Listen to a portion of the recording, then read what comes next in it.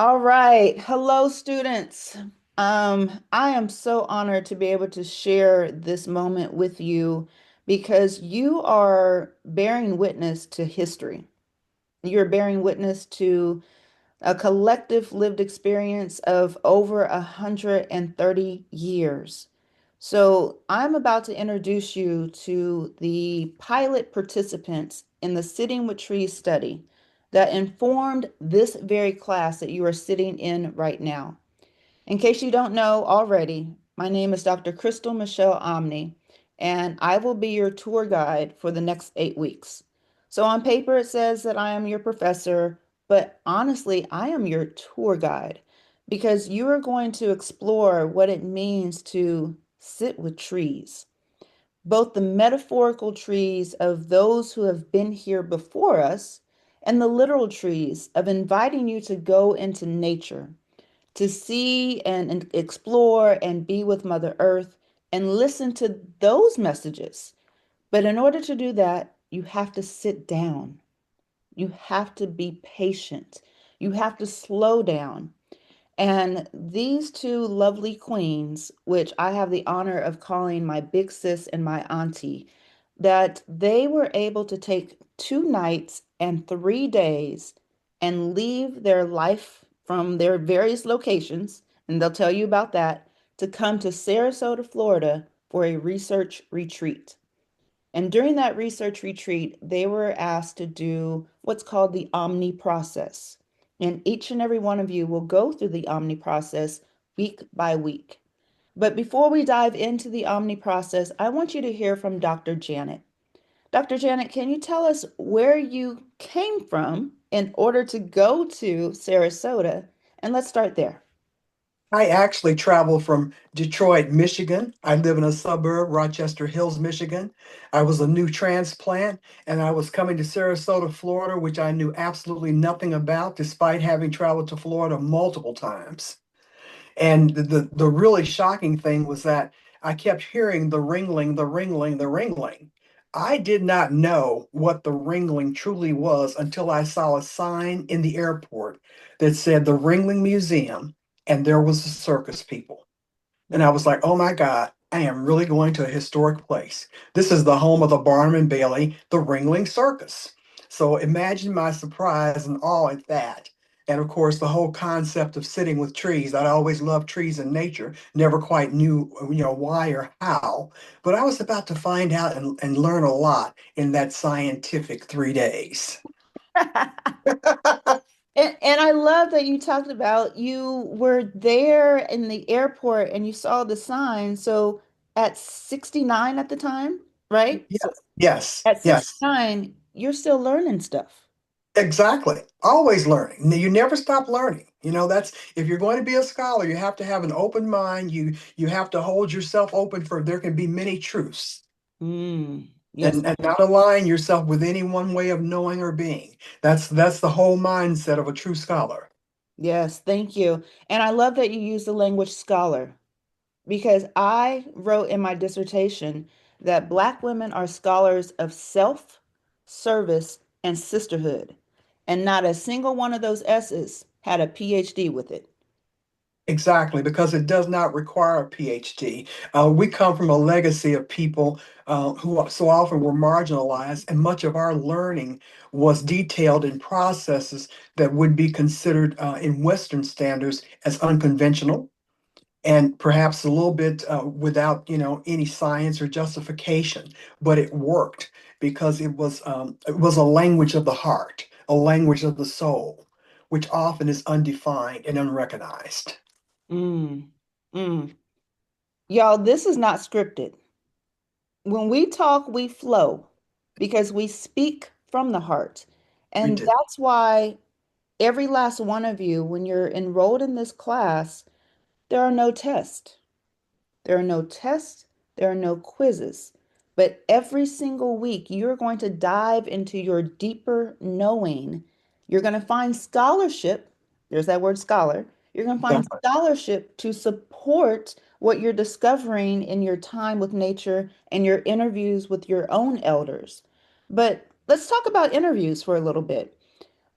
So, AJ, I'm Yes. wondering, so this is like an impromptu interview. All I'm right. And tell them why you're calling me AJ because they won't know. Yes, thank you so much. So AJ, so the A stands for auntie, in which it could really be an AA. She is my academic auntie. Yes. Um, so that's how Black women roll, right? We Yes. adopt one another. I have no blood relation to her, and we have been connected for almost 10 years now. Yes. But that auntie-hood is real. Y'all, I called her one day and I'm like, Auntie, I'm just crying. And I'm like going through some things. And she took time. She took time to get on the call and ask me what I needed and how she could help. But that's the love that we share, and it has nothing to do with blood. It has everything to do with bond. So the AJ is the academic auntie, and J is Janet. So Yes. you hear me say AJ, that's where it comes from. Thank you. I like the way you Sure. kind of interviewed me. Yes. And now I forgot the question. Go ahead. Tell me again. What's the question?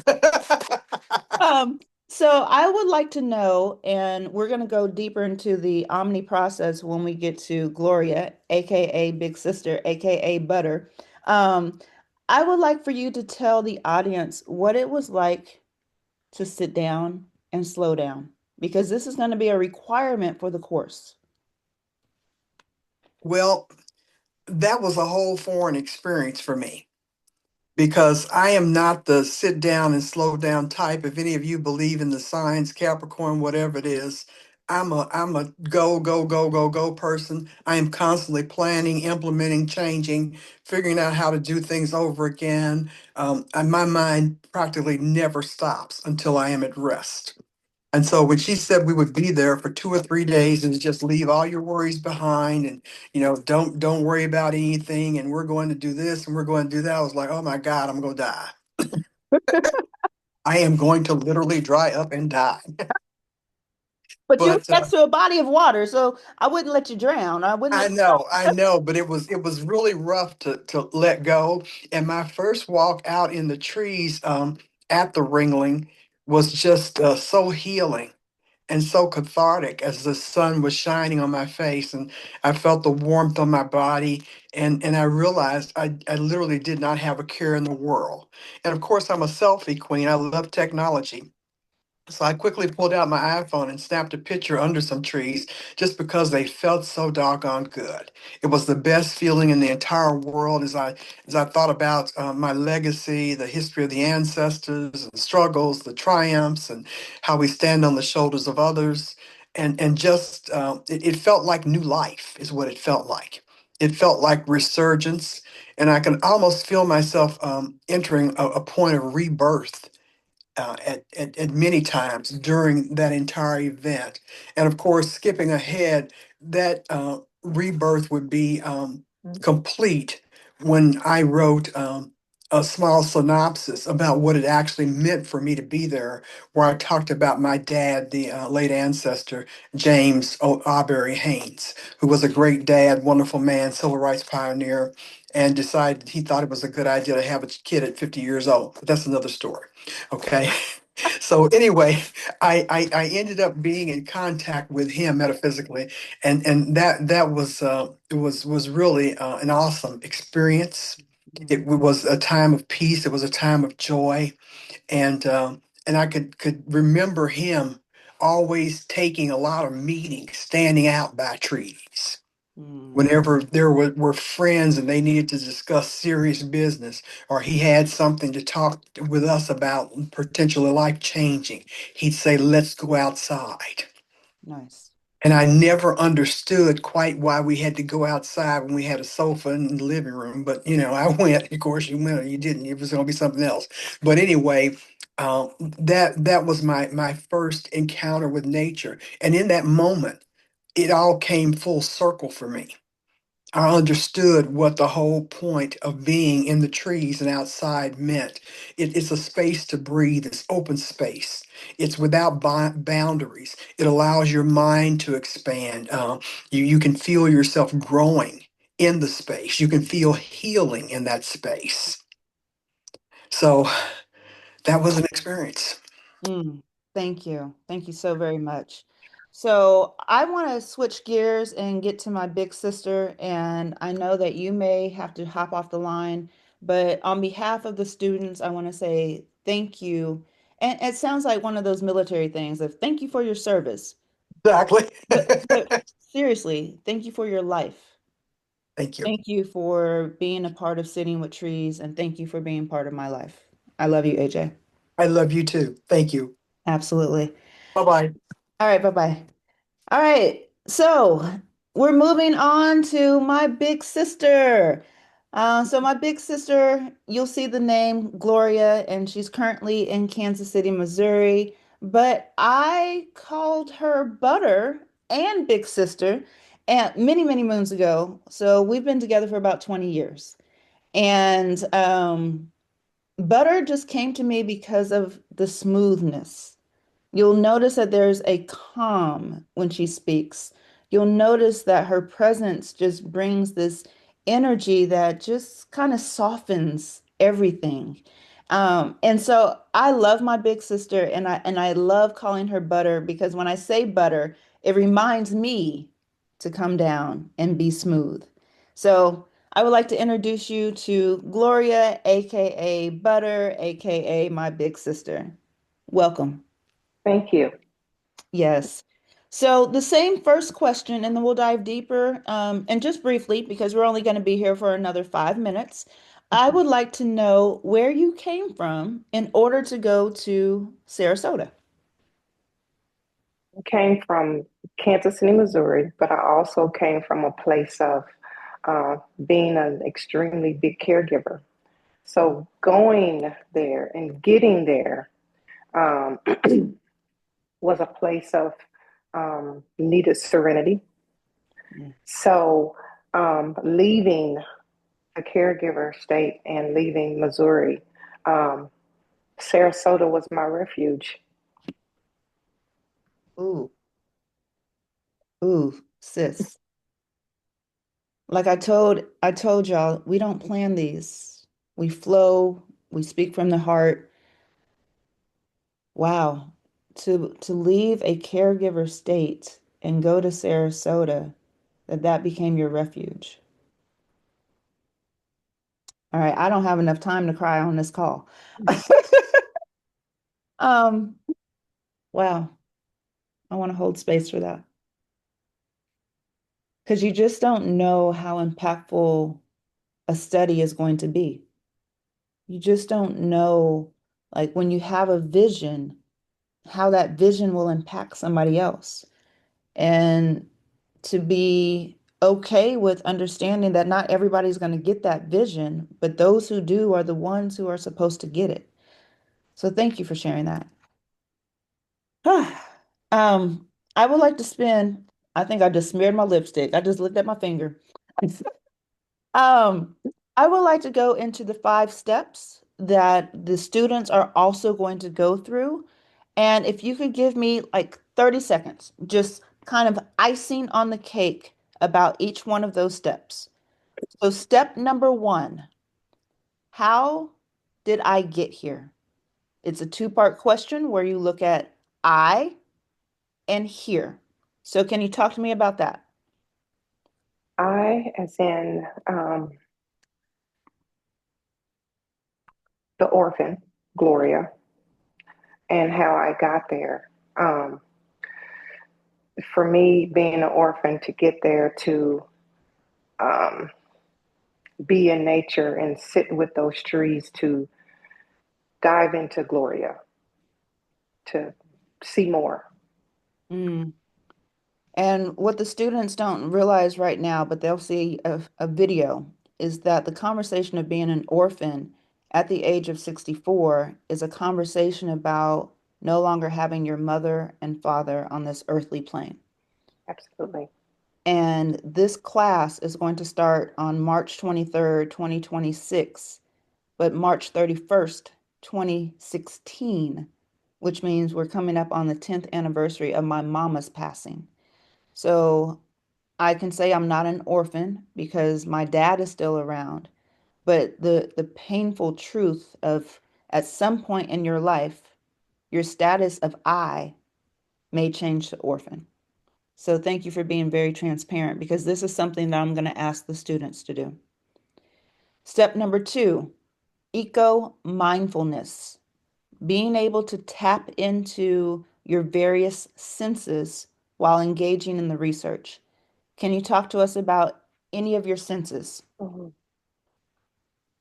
My senses were in the hearing that I didn't realize being in nature previous how they so stand out the small sounds of um, the squirrels running in trees or the breeze of the wind, those senses of hearing when you're tuned in and tapped into being present.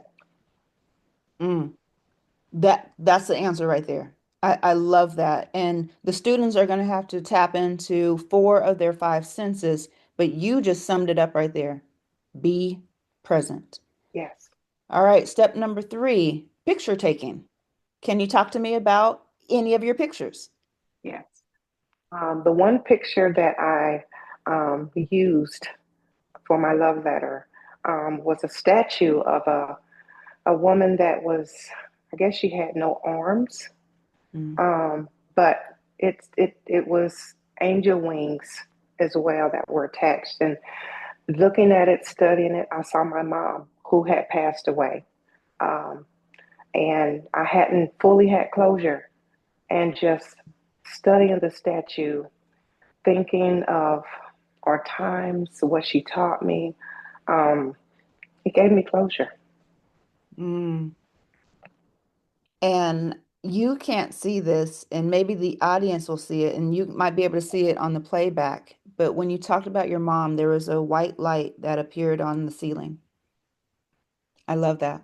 I love that. This is about being present. It's about tuning in, the sense of sight. So there's going to be a lot of things that students will see and hear and feel that may not make sense to the outsider, but when it happens, it's undeniable. So your mom was present when you talked about her. Thank you.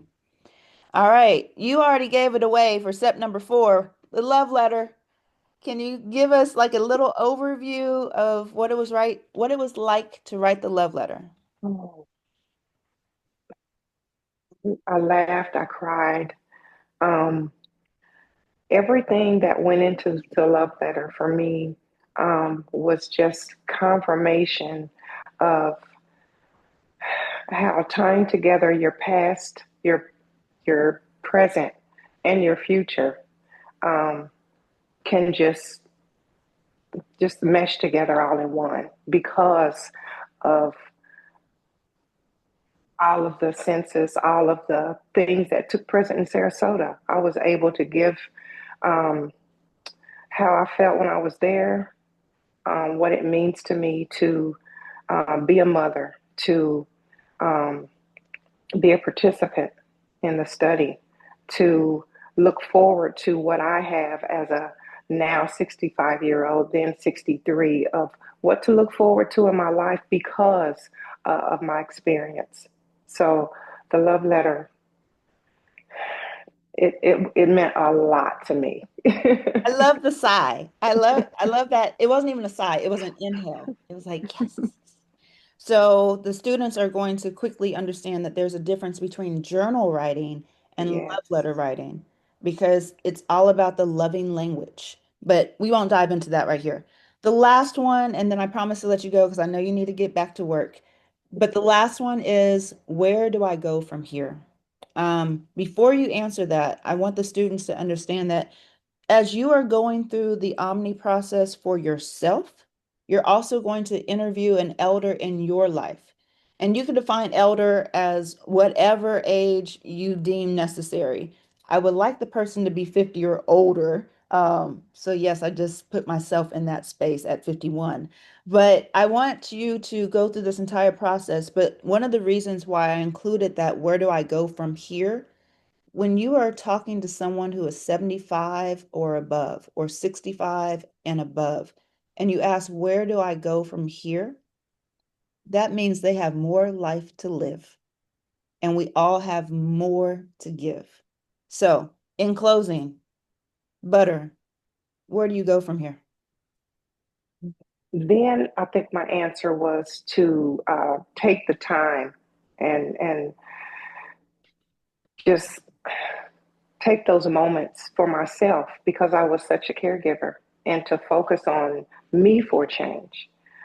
Find the moments that I find enjoyment in being outdoors to do the different things. I've added to that now as discovering even more of what's out there for me to just travel more, spend time with friends more, family more, appreciate what I have, and to just look forward to what's ahead. All right. Thank you so very much for your time.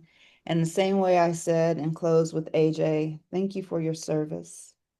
Thank you for being in my life for over 2 decades. Thank you for pouring into the students in the way that you did. I love you. I love you. Bye-bye. Bye.